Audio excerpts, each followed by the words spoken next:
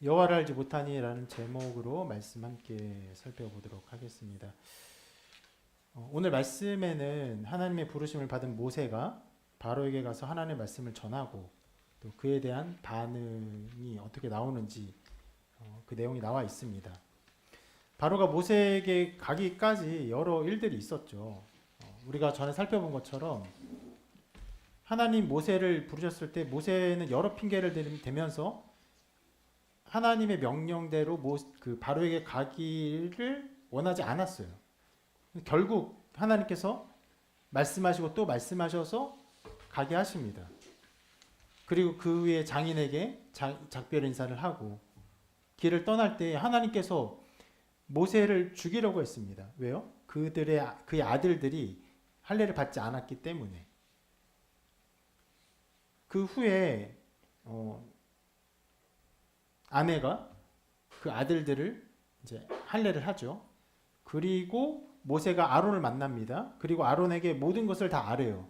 그리고 모세와 아론이 이스라엘 백성들을 마침내 만나요. 그리고 그들에게 모든 것을 다 아뢰고 이스라엘 백성이 하나님께 경배합니다.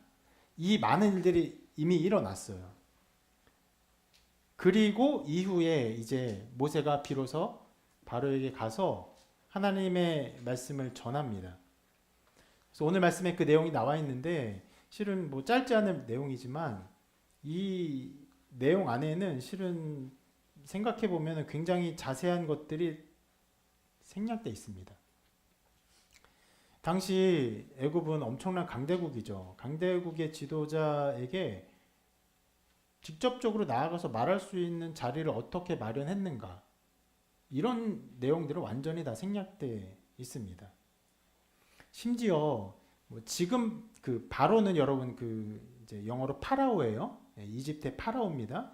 그 왕을 지칭하는 그 당시의 용어인데 지금의 바로는 이전의 바로는 다른 사람이, 이전의 바로가 누구냐면은 모세를 죽이려 했던 바로. 다른 사람이긴 하지만 어쨌거나 지금 바로에게도 모세가 나아간다는 것은 위험한 일이죠. 왜요? 기본적으로 모세는 애굽의 그 왕가에서 자랐고 애굽 사람을 죽인 죄가 있는 사람입니다. 그런 것들은 전혀 바뀌지 않았어요. 그런 면에서 그런 모세가 바로에게 직접 나가서 어떤 말을 한다는 것, 그것 자체도 매우 위험한 일이고, 그리고 그런 상황을 만드는 것 자체도 굉장히 어려운 상황이었을 텐데 그런 것들은 아무것도 말하지 않으니 다 생략해 있습니다. 그러면서 모세가 바로에게 전한 이야기를 어떤 면에서 굉장히 단순하게 이렇게 전합니다. 한번 1절 다시 한번 읽어볼게요. 네, 시작.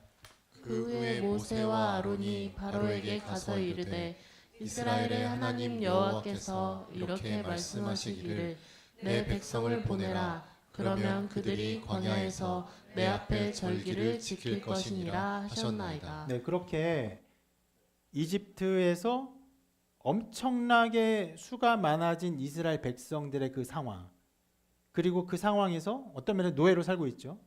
하나님께서 모세를 보내서 바로에게 말하고 있어요. 보내라, 이스라엘 백성을 보내라. 그 말을 이렇게 단순하게 전하고 있습니다. 그리고 앞뒤의 상황, 어떤 뭐 정황들 다 빼놓고 바로의 어떤 반응을요 또 단순하게 이렇게 기록하고 있습니다. 한번 읽어볼게요. 시작. 바로가 이르되 여호와가 누구이기에 내가 그의 목소리를 듣고 이스라엘을 보내겠느냐. 나는 여호와를 알지 못하니 이스라엘을 보내지 아니하리라. 굉장히 많은 내용이 생략되어 있기 때문에 어떤 면에서는 바로가 모세와 아론의 말을 들을 필요가 뭐가 있겠습니까? 그냥 무시하고 넌 누구냐 이렇게 쫓아내는 게 마땅할 것 같은데 실은 그렇게 하진 않고 기본적으로는 모세 아론의 말을 들어요. 그리고는 바로가 생각하기에, 자신이 생각하기에 도무지 이해하지 못할 모세와 아론의 말, 모세 아론의 말이지만 모세의 말로 앞으로 통칭할게요. 모세의 말에 대해서 응할 수 없는 부분, 이해할 수 없는 부분을 이렇게 말합니다. 나는 여호와를 알지 못하니. 자, 이것이 모세가 전한 메시지의 핵심을 드러내기도 하고 또 바로가 취한 메시지의 핵심을 드러내기도 합니다. 그리고 이것이 오늘 말씀 전체 핵심이어서 오늘 설교 제목이 여호와를 알지 못하니이죠.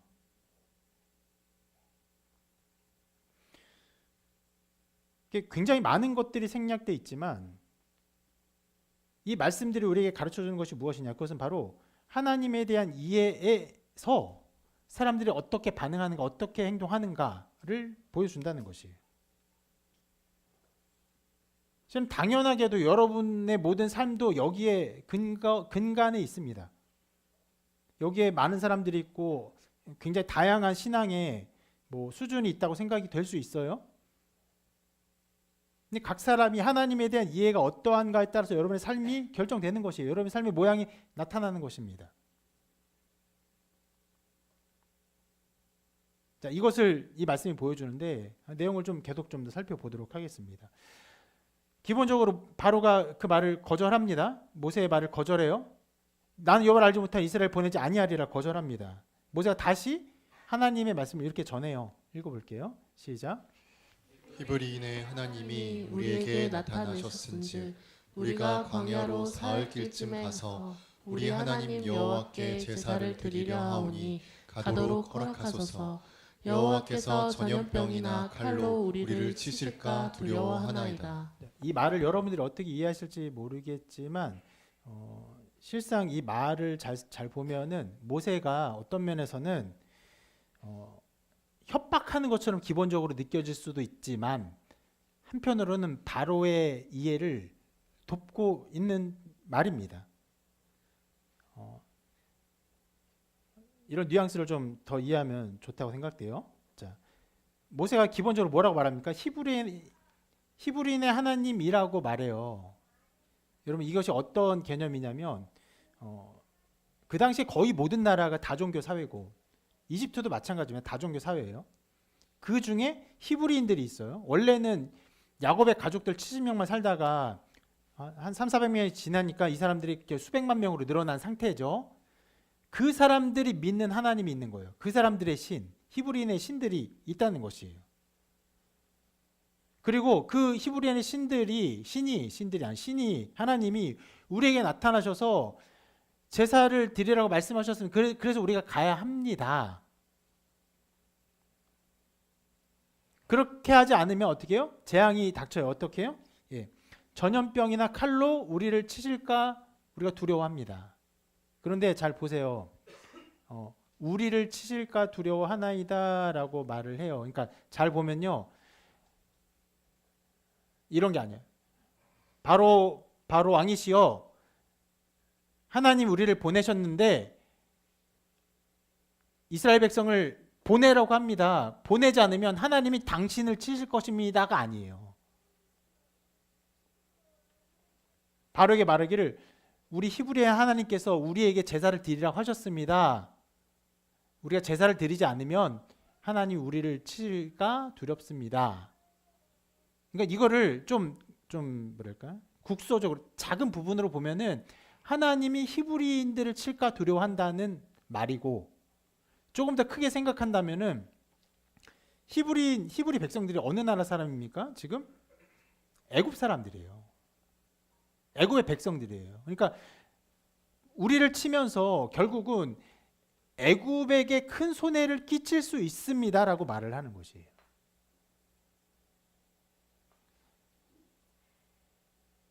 그러니까 이제 굉장히 다종교 사회에서 우리가 믿는 하나님 앞에 제사를 드리고자 합니다. 우리가 이 제사를 드리지 않으면 하나님 우리에게 벌을 내리실 것이고 그 벌을 내림은 우리에게 피해가 될 뿐 아니라 더 나아가서 우리가 속한 애굽에게 피해가 갈 것입니다. 라고 말하는 것이에요. 자, 이렇게 이해하면은 지금 모세가 말하는 이 모든 말들이 어떤 면에서 바로 왕이시여 보내십시오. 보내지 않으면 하나님이 당신을 치실 것입니다. 라는 그런 개념과는 좀 다른 것이죠. 만약에 또 다른 민족이 있다면 또 다른 민족 그렇게 말할 수 있을 거예요.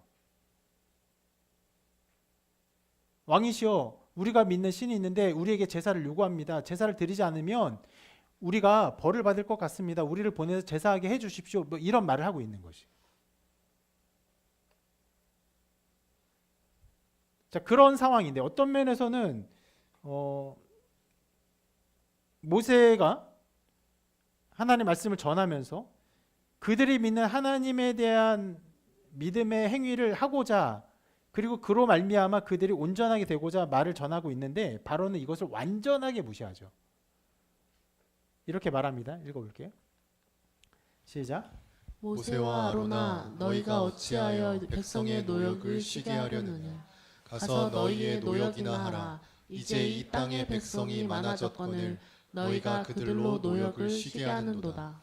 예, 모세와 아론의 말을 완전히 무시합니다. 그리고 이후에 바로가 하나의 방법을 취하는데 그것은 이제 히브리 사람들에게 히브리 사람들 이스라엘 백성 여러분 같은 말입니다. 예. 이때 당시는 이스라엘이라는 어떤 나라가 없기 때문에 보통 히브리 백성들이라는 말이 통칭되었기 때문에 히브리 백성이라는 말을 종종 쓰기도 해요. 그 사람들에게 고된 노역을 시키려고 해요. 그래서 이렇게 명령합니다. 읽어볼게요. 시작. 너희는 백성에게 다시는 벽돌에 쓸 짚과 전과 같이 주지 말고 그들이 가서 스스로 짚을 줍게 하라. 또 그들이 전에 만든 벽돌 수요대로 그들에게 만들게 하고 감하지 말라. 그들이 게으름으로 소리질러 이르기를 우리가 가서 우리 하나님께 제사를 드리자 하나니 그 사람들의 노동을 무겁게 함으로 수고롭게 하여 그들로 거짓말을 듣지 않게 하라. 이런 명령을 합니다. 그러니까 바로는 모세가 전한 말을요. 어떤 면에서는 그들이 해야 하는 노동의 의무를 그러니까 일하는 것을 좀 멈추고 그것을 쉬게 하려는 어떤 일로만 치부하고 있습니다. 그리고는 바로가 취한 행동 무엇입니까? 강경책이에요. 더 힘들게 해라. 쉬게 하지 못하게 해라. 이렇게 하는데 자, 이 말씀부터 이어지는 어떤 상황들이 바로가 이 일 결국 강경책을 시행하거든요. 강경책을 시행하는 데 있어서 어떤 면에서는 굉장히 우리가 좀 주목해야 될 부분이 있습니다. 그것은 바로 바로의 명령이 어떻게 시행되고 히브리 백성이 어떻게 받아들이는지에 대한 내용을 좀 볼 필요가 있다는 것이에요. 자, 이후의 말씀은 그 명령이 시행되고 백성이 이걸 수행하고 이것에 대한 어떤 불평과 불만을 말하는 상황들이 벌어지거든요. 기본적으로 감독관들 바로 밑에서 일하면서 히브리 백성들을 감독하는 그런 그 사람들이 짚을 주지 않습니다. 그리고 스스로 짚을 주어 와라. 그리고 벽돌을 만들라고 명해요. 그리고 이전과 똑같은 양을 만들어야 한다 이렇게 명합니다. 쉬운 일이 아니었어요. 그 쉬운 일이 아니었다는 건 13절에 이렇게 말씀을 통해 알 수 있는데 읽어볼게요. 시작. 감독들이 그들을 독촉하여 이르되 너희는 짚이 있을 때와 같이 그날의 일을 그날에 마치라 하며. 네. 그날에 마치라 이렇게 합니다. 이게 보면은 독촉하고 있죠. 무슨 말입니까? 명령했는데 히브리 백성들이 잘 못하는 거예요. 못하니까 해라 해라 하고 독촉하고 있는 것이. 또 한 군절 또 읽어볼게요. 바로 다음 절인데요. 이렇게 나옵니다. 시작. 바로의 감독들이 자기들이 세운 바 이스라엘 자손의 기록원들을 때리며 이르되 너희가 어찌하여 어제와 오늘에 만드는 벽돌의 수요를 전과 같이 채우지 아니하였느냐 하리라. 자, 이 말씀을 보면은 이 명령을 어떻게 시행하고 있는지 그 당시 어떤 사회적 구조를 좀 볼 수 있는데 바로의 감독들이 자기들이 세운 바 이스라엘 자손의 기록원들을 때리며라고 말해요. 어떤 상황입니까? 바로가 세운 감독들이 있어요. 애굽 사람일 것입니다. 그리고 이 감독들이 이스라엘 백성 중에서 기록원들을 또 세운 거예요. 이 기록원들이 이스라엘 백성이 벽돌을 얼마나 만드는지를 기록하여 보고하는 체계를 가지고 있는 것이. 일종의 어떤 면에서는 이렇게 말할 수도 있을 거예요. 친일파 같은 존재로 이해가 되시죠? 실은 이것이 직접적으로 애굽 사람이 히브리 백성들을 관리 감독하게 하는 것보다 훨씬 효과적일 것이고 또 그들에게 어떤 면에서 유익을 주거나 어떤 면에서의 그 베네핏, 이득을 줌으로 인해서 이스라엘 백성 전체를 효과적으로 다스리는 방법이 되었을 것입니다. 그런데 이런 상황에서 이 벽돌이 안 만들어지니까 어떻게 하는 거예요? 이 감독관들이 기록원들을 때려요. 결국 이스라엘을 그 관리 감독하는 이스라엘 사람들에게 매질을 함으로 이 모든 일이 온전히 되도록 이 일들을 진행하고 있다는 것을 알 수 있어요. 그러니까 자, 여기에서 이스라엘 기록원들이 좀 특이한 행동을 합니다. 자, 읽어볼게요. 시작. 이스라엘 자손의 기록원들이 가서 바로에게 호소하여 이르되 왕은 어찌하여 당신의 종들에게 이같이 하시나이까? 당신의 종들에게 짚을 주지 아니하고 그들이 우리에게 벽돌을 만들라 하나이다. 당신의 종들이 매를 맞사오니 이는 당신의 백성의 죄니이다. 어떤 상황인지 보이십니까? 지금 이스라엘 사람들로 이루어진 이스라엘 기록원들이 누구에게? 바로에게 곧장 가서 감독관들의 죄를 따져 묻고 있는 거예요.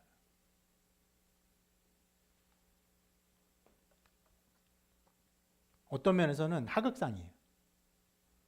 실은 이 이스라엘 기록원들을 누가 세웠습니까? 애굽의 감독관들이 세웠어요. 그런데 지금 이스라엘의 기록원들이 바로에게 곧장 가서 도대체 이게 무슨 일입니까? 왜 우리에게 이런 일을 하고 있습니까? 말도 안 되는 이런 벽돌 만드는 일을 하고 있습니다. 그래서 어떻게 해요? 당신의 종들, 우리가 매를 맞고 있습니다. 이것은 당신의 백성의 죄입니다. 당신의 백성들, 그 감독관들의 죄입니다. 라고 따져 묻고 있는 것이에요. 여러분, 이렇게 이스라엘 기록원들이 바로에게 따져 묻고 있는 것은요, 이 악독한 명령이 바로에게서 온 것이 아니라고 생각했기 때문입니다. 이해가 되시죠? 만일 기록원들이 생각하기에 바로가 명령한 것이었어요? 그랬다면요, 이렇게 감독관들의 죄를 바로에 고발하는 것은요, 말도 안 되게 위험한 일이에요. 완전 하극상이고 바로의 명령을 무시하면서 감독관들을 말 그대로 어떻게 보면 책 잡고 있는 것이고 그들을 말도 안 되는 말로 고발하고 있는 것이에요.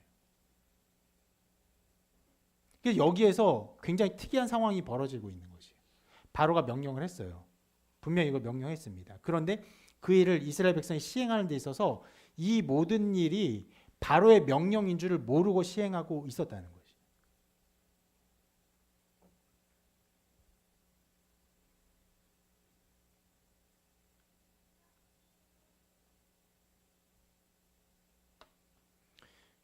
그러니까 이스라엘 백성의 기록원들은 감독관들이 그 중간에서 무언가 자기들이 더 유익을 취하기 위해서 자기들에게 말도 안 되는 일을 시키는 것이다 라고 생각했던 것이고, 실은 그 전에도 그런 일이 있었을 수 있어요. 언제나 그렇습니다. 이런 이렇게 말하면 될까요? 하청을 주면은 그 맨 밑에 단계 사람은 그 중간 단계 사람에 의해서 굉장히 괴롭힘을 당합니다. 그런데 맨 마지막 하청자가 어떤 면에서 원청자에게 고발을 못해요. 여러 가지 불합리한 일을 시켜도. 왜요? 그 구조 속에서 자기의 살 길은 그냥 그것을 참고 견디는 것밖에 없기 때문에. 그런데 이렇게까지 나아간 것은 어떤 일입니까? 이제까지 여러 가지 불합리한 일을 당했지만 이것은 말도 안 되는 일이다. 이것은 바로가 보기에도 완전히 악한 일이라고 여길 수 있기 때문에 바로에게 곧장 가서 이거를 고발하고 있는 상황입니다. 그럼 뭘 기대하는 겁니까? 바로가 이 말도 안 되는 악한 상황, 중간 관리자들의 악덕들, 그들의 쥐어짜는 행태들을 이제 애굽의 법에 의해서 처벌하고 이 모든 걸 온전히 잡아서 그들이 살 수 있는 길을 찾기를 바란 것이에요. 그런데 이런 말이 이어지자 바로가 이에 대해서 이렇게 말합니다. 같이 읽어볼까요? 시작. 너희가 게으르다. 그러므로 너희가 이르기를 우리가 가서 여호와께 제사를 드리자 하는도다. 이제 가서 일하라. 짚은 너희에게 주지 않을지라도 벽돌은 너희가 수량대로 바칠지니라. 말도 안 되는 충격적인 일이 벌어진 거예요. 저는 이 상황이 두 가지로 충격이었다고 생각하는데, 한 가지는 방금 설명했던 것처럼 감독관들이 바로가 알지 못하게 꾸민 일이라고 생각했던 것인데 그게 확신했어요. 실은 확신했기 때문에 중간 관리자를 넘어서 바로에게 직접 고발하고 있는 것이죠. 그런데 이 모든 일이 바로의 생각에서 나왔다는 것을 마주하는 것이 이제 정말 난리가 난 것이에요. 어떤 기대를 했어요? 이 말도 안 되는 명령은 바로에서 나온 것이 아니고 바로가 알면 이걸 고쳐줄 것이고, 우리는 이 말도 안 되는 어떤 상황, 집도 주지 않고 벽돌을 만들라는 이 명령을 벗어날 수 있을 것이라고 생각을 했는데 그들의 운명은 끝난 거예요. 이렇게 살아갈 수밖에 없는 거예요. 또 다른 면에서 이 상황은 무엇을 이제 의미합니까? 중간 관리자를 넘어서 고발했는데 바로가 다 알고 있는 상황이에요. 그럼 중간 관리자가 이들이 고발한 것을 모르게 될까요? 당연히 알죠. 이제 죽는 거예요. 완전히 이제 쥐어짜는 거, 더 쥐어짜게 될 수밖에 없는 상황이에요. 차라리 순순히 힘듭니다, 괴롭습니다 라고 일하면 그나마 봐줄 수 있죠. 그런데 이 중간 관리자를 말 그대로 어떤 면에서 제거하기 위해서 더 높은 사람에게 고발했는데 그 모든 일이 안 된 것입니다.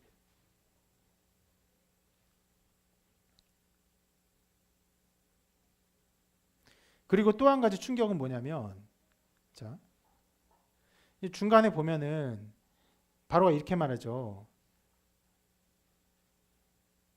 우리가 가서 여호와께 제사를 드리자 하는도다. 예. 이 말이 바로의 입에서 나왔다는 것이에요. 하나님께 제사를 드려야 한다는 것은, 자, 바로에게 모세가 이 말을 하기 전에 모세와 아론이 백성들에게 했던 말이에요. 모세와 아론이 백성에게 가서 우리가 하나님께 제사를 드려야 한다, 하나님 섬겨야 한다, 하나님 우리를 구원해 주실 것이다, 다 얘기했던 것이에요. 그런데 굉장히 이상한 상황이, 굉장히 말도 안 되는 상황이 벌어졌고 바로에 가서 따지니까 모세와 아론에게 들었던 그 말, 하나님께서 제사를 드려야 한다는 말이 바로 입에 나온 것이. 이게 어쩌다가 우연히 나온 일이 아니라 모세와 아론이 이 말을 바로에게 했기 때문에 바로가 우리를 완전히 억압하기 위해서, 우리를 어떤 면에서는 쥐어짜서 거의 죽음에 이르게 하기 위해서 이 일을 하고 있구나. 억울한 일 당한 것이 아니라 모세와 아론 때문에 우리가 큰일을 당하고 있구나. 이것을 보고 있는 상황입니다. 자, 이것을 깨닫고 이 백성들이, 이 기록원들이 하는 일을 조금 이따 볼게요. 여기에서 우리가 먼저 보고 싶은 것은 아까 처음에 말했던 거, 바로가 이 모든 일을 다룬 방식을 좀 생각해 보기를 바랍니다. 이게 굉장히 신기한 지점이에요. 바로가 이 명령을 시행했을 때, 짚을 주지 말고 벽돌을 만들라 이 명령을 했을 때 아주 쉽게 그 명령이 자기에게서 온 것임을 알게 할 수 있었을 것이에요. 그 명령을 감독관들에게 줘요. 감독관들은 그 명령을 하면서 왕의 명령이다, 이거 시행해라, 이렇게 할 수 있었을 거예요. 그런데 상황이 그렇게 이루어지지 않았어요. 모든 기록원들이 바로에게서 온 명령인 줄 모르고 바로에게 직접 가서 따지는 상황이 벌어졌어요. 모든 사람들이 감독관에 의해서 일어난 일이라 착각을 했습니다.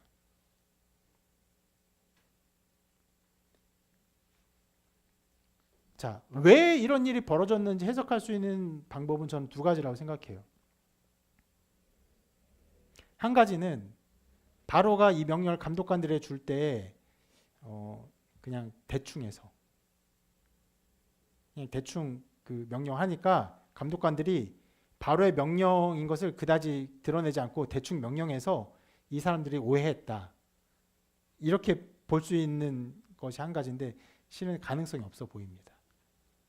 왜요? 여러분, 이 명령은요 수백만이나 되는 이스라엘 백성들에게 행해지는 아주 강력한 명령이에요. 그것은 어떤 면에서 애굽 전체의 통치 체제에 영향을 줄 수 있는 일입니다. 그런 명령을 내리는 데 있어서 이 명령이 얼마나 중한 명령인지 엄한 명령인지 그것을 말하지 않고 드러내지 않고 했다? 그것도 게으름 속에서 그냥 어쩌다 보니까 그렇게 됐다? 실은 그렇게 보는 것은 굉장히 이상한 일이라고 생각됩니다. 그래서 남아있는 가능성은 무엇이냐? 바로가 일부러 이스라엘 백성으로 하여금 억울한 상황이라 생각하게 했고, 그리고 자기에게 직접 이스라엘 향한 비난을 받게 하려는 목적으로 이 모든 상황을 드러낸 것이에요.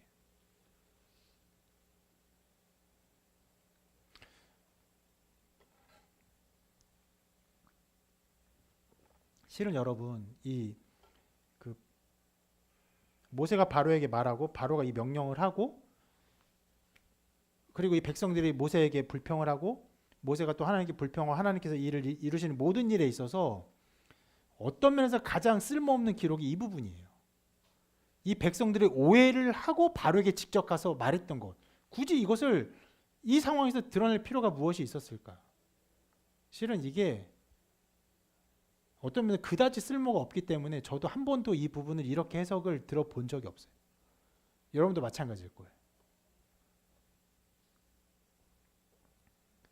그런데 이스라엘의 기록원들이 바로에게 직접 가서 그것을 직접적으로 충격적으로 든 사건을 성경은 애써 굳이 기록하고 있습니다. 그것은 그만큼 이 일이 바로에게서 나온 일이고, 바로가 그들에게 어떤 면에서 충격, 어떤 면에서 절망, 바로의 미움을 그들에게 직접적으로 표현하는 이 모든 상황을 만들어낸 것이라고 보는 것이죠. 그렇게 볼 수밖에 없는 것이에요. 그러니까 바로는요, 어쩌다가 우연히 이 상황을 만든 것이 아니라 이스라엘 백성을요, 육체적으로 고통을 주는 것만이 아니라 그들의 어떤 면에서 희망, 무엇이에요? 이런 짚을 주지 말고 벽돌을 만들라는 명령은 바로에게서 나올 수 있는 합리적인 명령이 아니야라는 그런 희망적인 생각까지도 완전히 부숴버리기를 원했던 것이에요. 그러니까 바로는요, 그들을 절망 가운데 몰아넣기를 바랬고, 특히 여호와께 제사를 드리자 하는 이 생각을요 완전히 없애버리기를 원했던 것이.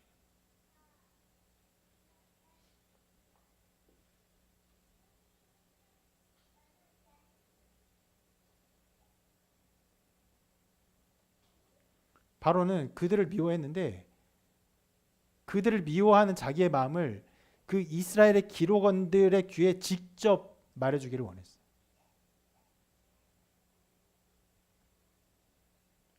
그리고 그들을 절망케 하기를 원했습니다.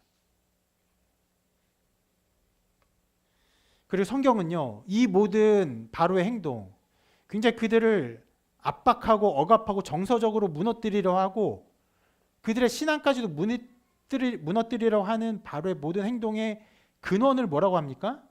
아까 말했죠. 여호와를 알지 못하니. 여기에서 시작되는 것이. 자, 여기서 말씀은 우리에게 중요한 지점을 보여줍니다. 하나님의 나라가, 하나님의 택한 백성이 어떤 자리에 서 있는지를 우리에게 보여주고 있는 것이에요. 무엇입니까? 여호와를 알지 못하는 사람들에 의해서 하나님 나라는 언제나 공격당하고 침노당하고 미움받고 배척당하고 멸시받고 실은 죽임당한다는 것이.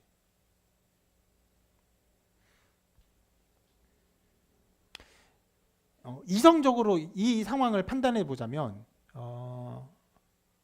어떤 면에서 역사를 보는 기본적인 관점, 사람들의 행동의 어떤 관점에서 이 일들을 생각해 보자면 바로가 왜 이렇게 이 일을 했느냐?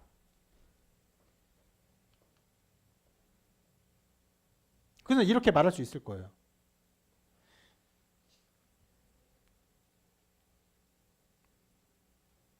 이스라엘 백성이 애굽의 땅에 살면서 세력이 굉장히 커졌어요. 정말 수백만 명이 됐어요. 그렇기 때문에 분명히 바로는요, 이스라엘 백성을 견제했습니다. 지금도 여러분 전 세계 수많은 나라에서 이민자들이 너무 많아지면요, 그 나라의 통치 체제가 꽤 어려워지고 혼란 가운데 있다는 것을 볼 수 있죠. 그러니까 전 세계적으로 어떤 면에서는 조금 극단적인 극우 정당들이 그 정치의 세력을 잡고 있습니다. 그 당시도 마찬가지죠. 애굽에서 이스라엘 백성이 너무 많아져요. 그걸 견제하는 것이에요. 그런 가운데 견제하는 가운데 모세와 아론이 와서 우리가 히브리인의 하나님이 우리에게 오셔서 제사를 드리라고 했습니다. 우리가 제사를 드리러 갑니다 하고 그것을 허락해 준다면 어떤 일이 벌어집니까? 애굽에서 이스라엘 백성들 그들의 민족적 정체성이 더욱 견고해져요.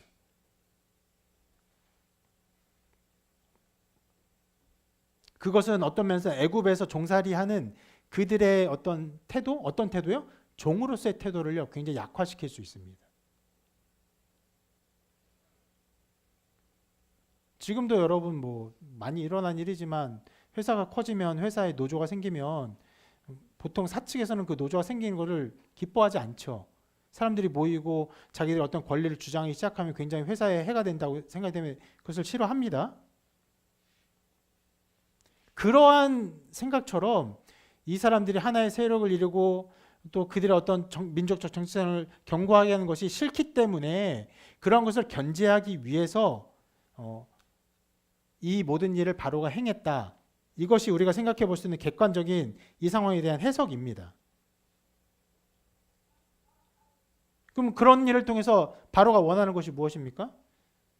이스라엘을 향한 통제력을 강화시키고 애굽이 그들로부터 얻는 유익을 더 확대시키려고 하는 것이에요. 이것은 그 애굽을 통치하는 왕으로서 어떤 면에서는 할 수 있는 그 마땅한 통치 방법입니다. 물론 여러분 정치적으로 볼 때 또 어떤 면에서는 통치의 방법에서 볼 때 그 반대의 것이 더 유익하다라고 말할 수 있어요. 무슨 말이냐면 강경책이 아니라 유화책, 그들의 종교를 인정함으로써 그들이 더 이 체제 속에서 녹아져서 살게 하는 방식을 취하는 것이 더 지혜로운 방법이다 이렇게 말할 수도 있어요. 근데 어쨌거나 바로는 그런 방법을 취하지 않았고 강경책을 취한 것이라고 볼 수 있습니다. 그것이 여러분 이 모든 사건에 대한 어떤 면에 객관적인 그냥 역사적인 해석 방법 혹은 논리적인 해석 방법, 이성적인 해석 방법이에요. 근데 성경은요 이것을 그러한 상황을 우리에게 보여주기 위해서 이걸 기록한 것이 아니에요. 성경은 이 모든 것에 대한 영적인 해석을 우리에게 보여주고 있는 것입니다. 무엇입니까? 이것이에요. 세상 권세 잡은 자가 하나님 나라를 핍박하며 교회를 핍박한다는 것이.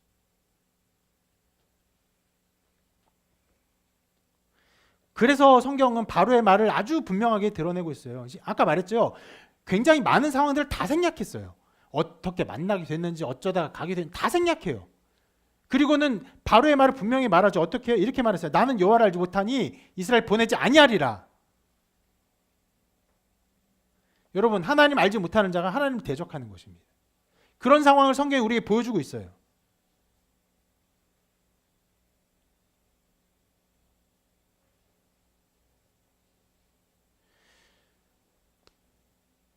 그것이 이 일에 대한 영적인 면을 보여주는 것이에요. 자, 하나님 나라가 어떤 상황에 처해 있었느냐? 오늘 말씀에 나온 출애굽 상황보다 더 옛날, 실은 아담의 첫 자녀들인 가인과 아벨 때부터 이렇게 말씀이 기록하고 있습니다. 읽어볼게요. 시작. 믿음으로 아벨은 가인보다 더 나은 제사를 하나님께 드림으로 의로운 자라 하시는 증거를 얻었으니.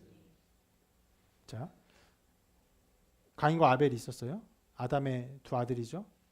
분명히 성경은 아벨이 믿음으로 하나님께 제사를 드렸다. 그 믿음의 사람인 것을 드러내요. 그렇죠? 어떤 일이 일어났습니까? 가인이 아벨을 죽였어요.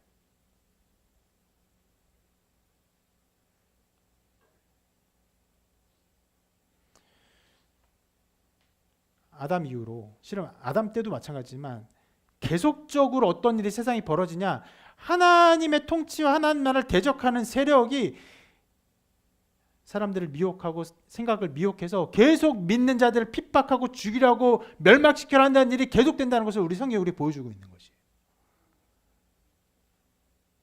또 한 구절 읽어볼게요. 시작. 믿음으로 노아는 아직 보이지 않는 일에 경고하심을 받아 경외함으로 방주를 준비하여 그 집을 구원하였으니. 우리가 잘 알고 있는 노아의 이야기죠. 여러분 노아가 어떻게 됐습니까? 혼자 실은 그의 가족들만 그 방주를 준비했어요. 그리고 어떻게 됩니까? 그 가족들만 구원받고 모든 사람이 다 멸망해요.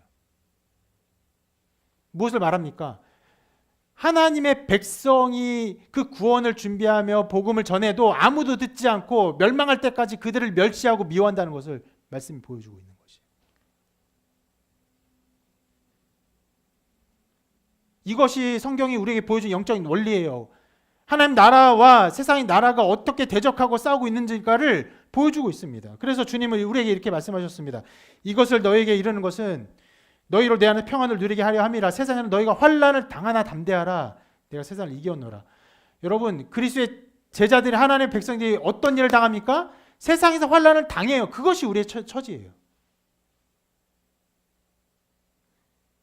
여러분 과장된 말입니까? 이상한 말입니까? 지금도 예수 믿는 수많은 사람들이 죽음 당해요. 얼마 전에도 나이지리아에서 이번 주에 있었던 일이에요. 카톨릭에 속한 교회와 그 학교를 공격해서 수많은 사람을 죽여요. 공개적으로 트럼프 대통령이 나이지리아 대통령이 말했어요. 기독교에 대한 핍박이 더 있으면 우리가 좌시하지 않을 것이다 라고 말할 정도로 그 나라 안에 엄청난 핍박이 있어요. 여러분 나이지리아는 기독교인이 적어서 그렇습니다. 아니요. 기독교인이 더 많아요. 우리나라보다 훨씬 비교할 수 없을 정도로 많아요. 50%가 넘습니다. 우리나라는 기독교인이 고작 10%, 15% 이 정도죠. 거기는 50%가 넘어요. 1,000만 명이에요. 그런데도 다른 사람들이 믿지 않은 사람들이 엄청나게 죽여댑니다. 우리는 괜찮아요? 우리는 그렇게 안 죽여도 괜찮습니까? 여러분 수많은 공간에서 온라인에서 믿는 자들을 미워하고 핍박하고 멸시하는 일들이 얼마나 많이 벌어집니까? 성경이 우리에게 보여주는 것이 바로 이것이에요. 하나님 나라가 하나님 알지 못하는 자들에 의해 핍박당하고 미움당하고 외면당한다는 것이에요.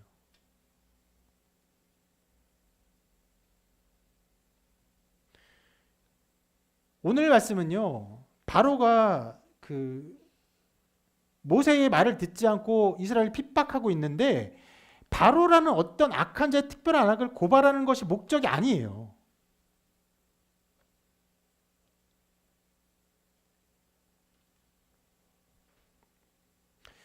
여러분 실은 아까도 말했지만 바로가 뭐라고 했습니까? 내 여호와를 알지 못하는 이스라엘을 보내지 아니하리라 했잖아요. 근데 그 말에 굉장히 특이한 것이 있습니다. 여호와를 알지 못해요? 근데 왜 반대해요?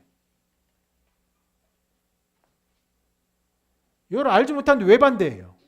아니 잘 알면 몰라요. 잘 알고 모든 것을 깨우치고 이해하면 몰라요. 모르는데도 반대해요. 여러분 정말 온라인에서 여러 상황에서 교회를 싫어하고 미워하고 여러분들을 박해하고 핍박하는 수많은 사람들 기독교 교회를 잘 압니까? 우리 생활을 잘 알아요? 어떤 면에서 우리의 실책과 잘못된 부분들 아는 것들이 있어요. 우리의 부족한 부분들이 있습니다. 그런데 그 모든 것을 잘 알고 반대하는 것이 아니에요. 다른 면에서 저는 신천지를 당연히 반대합니다. 그들이 가지고 있는 교리가 무엇인지 알기 때문에 반대해요. 그들이 세상에 끼친 해악이 무엇인지 알기 때문에 반대해요. 정말 가공할 일들을 합니다. 말도 안 되는 일들이에요. 그냥 눈앞에 보였어요. 경험해서 알아요. 근데 세상 사람들이 우리를 반대하고 우리를 잘 알기 때문에 반대합니까? 우리가 하는 그 신앙과 마음의 어떤 상태를 잘 알기 때문에 반대합니까? 아니요, 그렇지 않아요. 반대로 세상 사람들이 불교인을 반대합니까? 별로 그렇지 않아요. 여러분 언제나 이래요. 빛이 임하되 어둠이 빛을 미워하는 것처럼 하나님의 나라를 태초에부터 그러니까 아담 이후로부터 이제까지 모든 세상의 역사 속에서 그 어느 곳에서도 이 교회를 반대하고 이 교회를 죽이려 하는 것만큼 이런 일이 벌어진 적이 없어요. 그리고 우리가 서 있는 자리에 거기라고 말씀하는 것입니다. 성경 말하죠. 그래서 우리의 씨름은 혈과 육을 상대하는 것이 아니요 통치자들과 권세자들과 이 어둠의 세상 주관자들과 하늘에 있는 악의 영들을 상대합니다.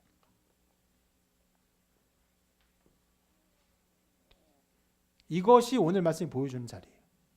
하나님 나라는요 핍박당합니다. 공격당해요. 멸시당해요.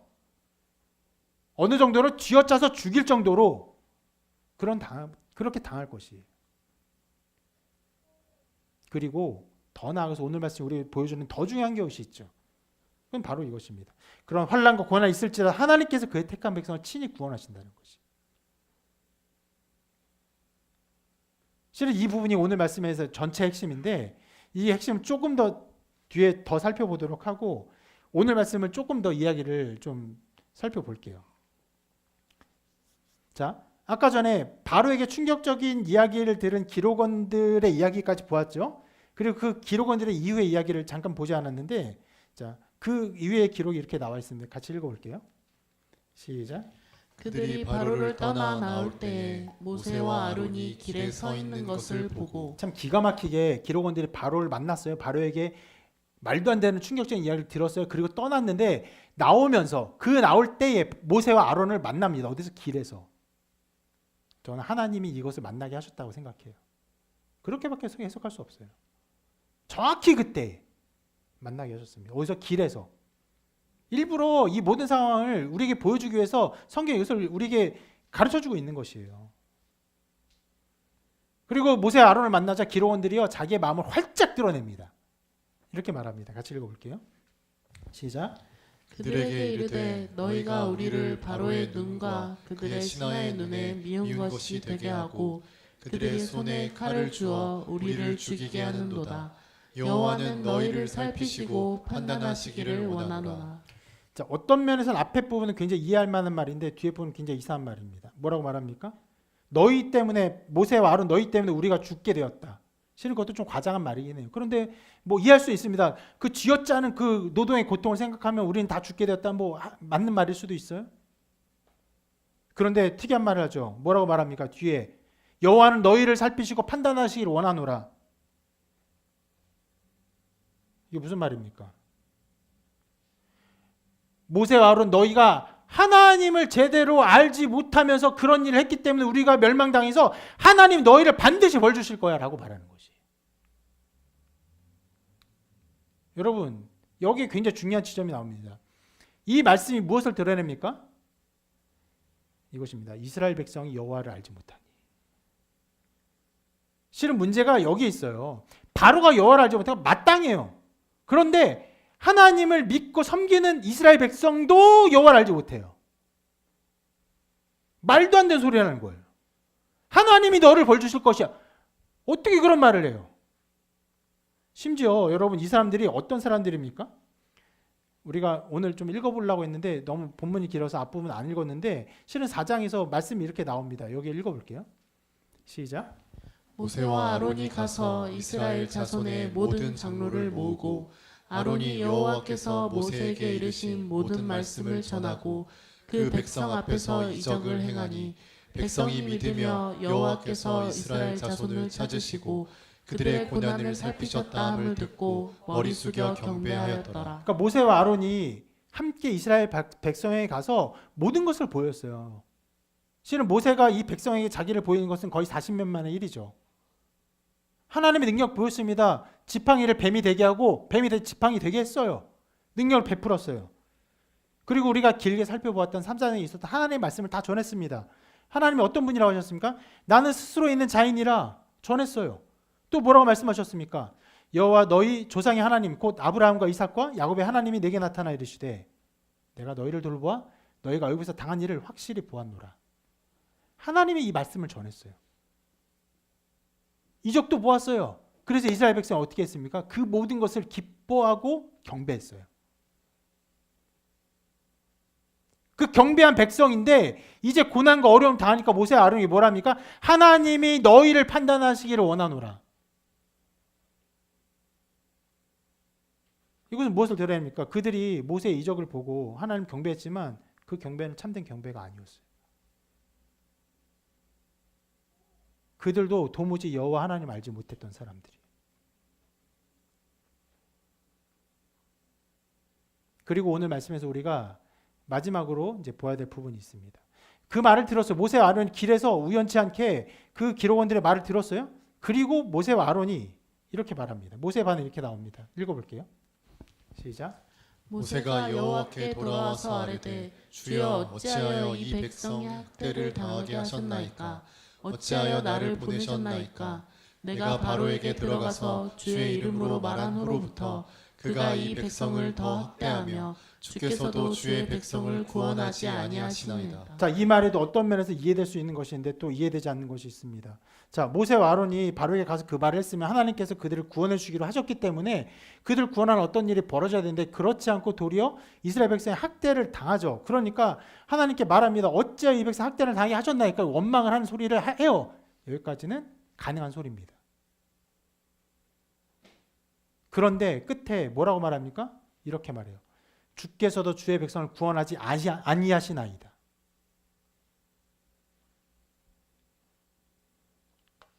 아니요. 이렇게 말하는 게 하나님 왜 구원하지 않으십니까? 라고 물어보는 게 아니에요. 하나님은 이스라엘 백성을 구원하지 않는 하나님입니다. 라고 말하고 있는 거예요.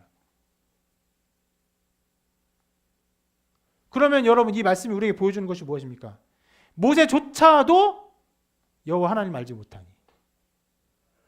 이것을 우리에게 보여주는 것이에요. 아무도 몰라요. 바로도 이스라엘 백성도 모세도 하나님을 아무도 알지 못해요. 그리고 말씀이 우리에게 보여줍니다. 그런 상황에서 하나님이 그의 택한 백성을 구원하신.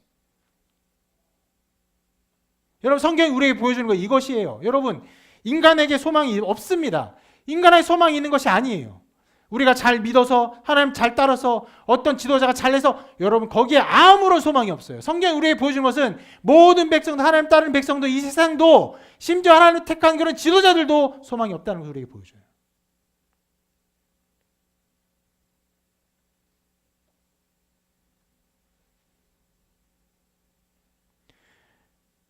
인간이 하나님 앞에 멸망받고 완전히 진노를 당하지 않을 수 있는 유일한 길이 무엇입니까? 하나님이 우리를 여전히 사랑하시고 하나님이 구원의 길을 베푸시다는 것, 하나님의 능력과 하나님의 방법에만 있는 것이에요.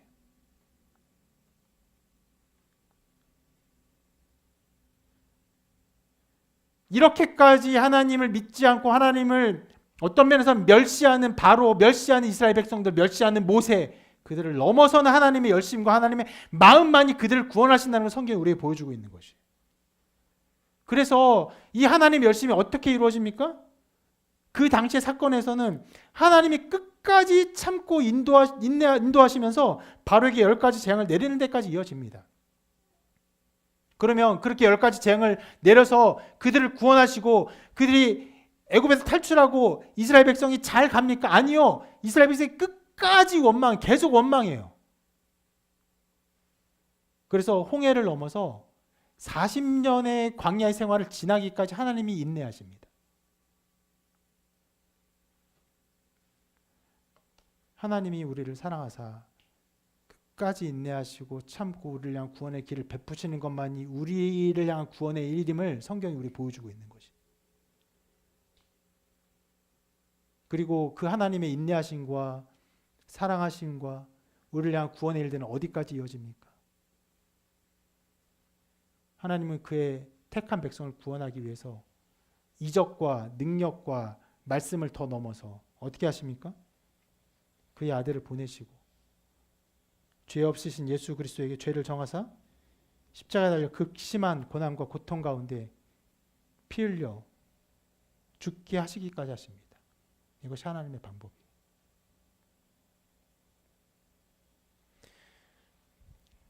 여러분 어떤 면에서 이 구약의 말씀들을 보면서 어떤 10가지 재앙들, 때로는 노아의 홍수들 이런 우리가 이해할 수 없는 아주 신비롭고 기적적인 일들을 막 보잖아요. 그러면 여러분 그렇게 생각할 수 있어요. 그런 이적들이 얼마나 사실인지, 정말 그것이 과연 사실인지, 그것의 어떤 증거들, 과학적인 어떤 사료들, 역사적인 증거들, 그것을 우리에게 보여주면 우리가 믿을 수 있지 않을까 이런 생각을 하기도 하고, 아니면 그런 기적과 같은 것을 하나님이 우리에게 지금 보여주신다면 우리가 그것을 믿을 수 있지 않을까 생각하지만 아무 것에도 소용없습니다.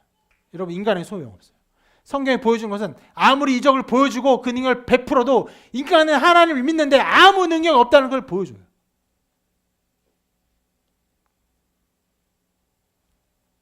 오직 한 가지예요. 하나님이 우리를 사랑하시고 우리를 위한 구원의 일을 포기하지 아니하시고 그 일을 하신다는 것. 그리고 그 일이 어디에?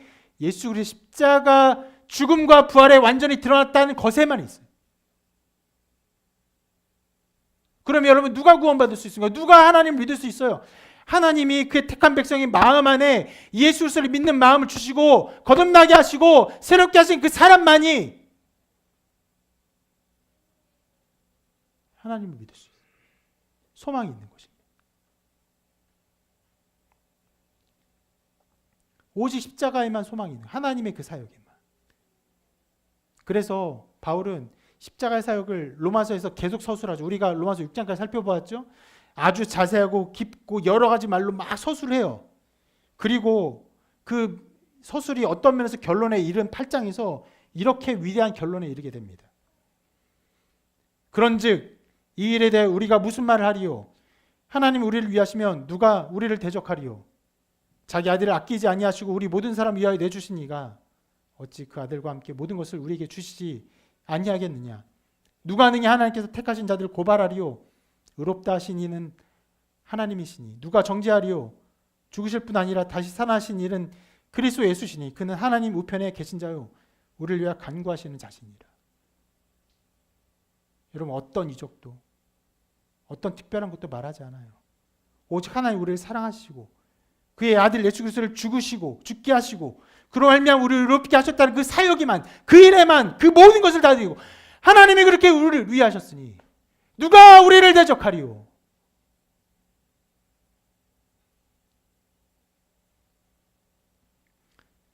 여러분, 세상 공중 권세 잡은 자는요, 세상의 모든 권력자들을 통해서 우리를 공격합니다.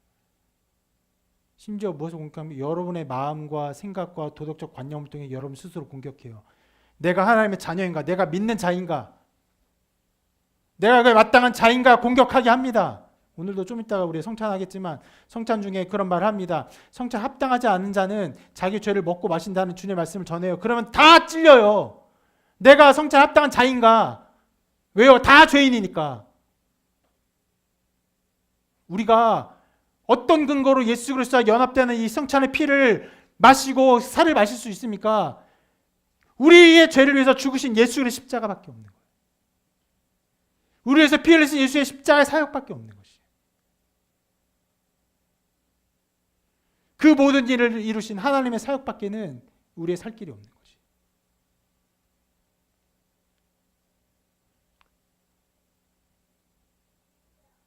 하나님은 그의 택한 백성을 구원하십니다. 여러 가지 불평과 불만과 그런 일이 있을지라도 그의 택한 백성을 끝까지 구원하십니다. 끝까지 인내하십니다. 지금도 여러분 모두가 구원받기를 바라시며 인내하시며 기다리십니다. 우리를 흑암의 권세에서 건져내사 그의 사랑의 아들의 나라로 옮기시기를 원하십니다. 그래야 우리에게 복음을 주셨습니다. 하나님이 세상을 이처럼 사랑하사 독생자를 주셨으니 이는 그를 믿는 자마다 멸망하지 않고 영생을 얻게 하려 하심이라. 여러분, 우리에겐 소망이 없습니다. 오직 그리스도, 오직 그리스도에게 나타난 하나님의 구원의 사역, 우리를 사랑하신 그 사역에만 우리의 모든 소망이 있는 것입니다.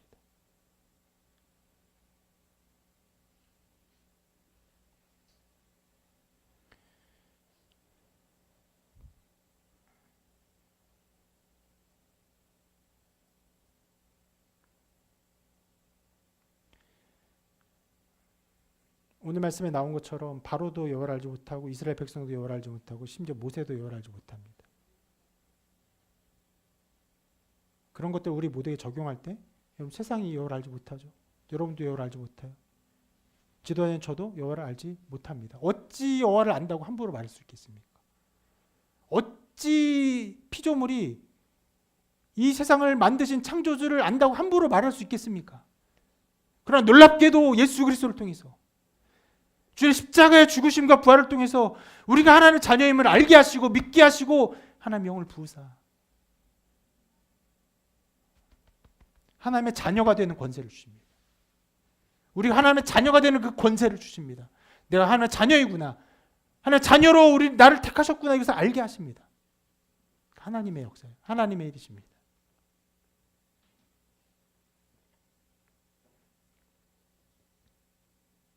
오직 하나님의 그 구원하심만 바라보는 여러분 되시기를 바라고 인내하시고 기다리시고 마침내 구원하신 하나님의 사역을 통해서 여러분이 어떤 상황에 처해 있는지 저는 다 알지 못하지만 그 모든 상황을 넘어서 여러분들을 마침내 구원하시고 은혜로 인도하시고 내가 하나님의 자녀입니다. 하나님 나를 사랑하시니 감사합니다. 주님 그 십자가에 감사합니다. 라고 고백할 수 있는 그 모든 고백이 여러분 가운데 충만하기를 주님의 이름으로 축원합니다.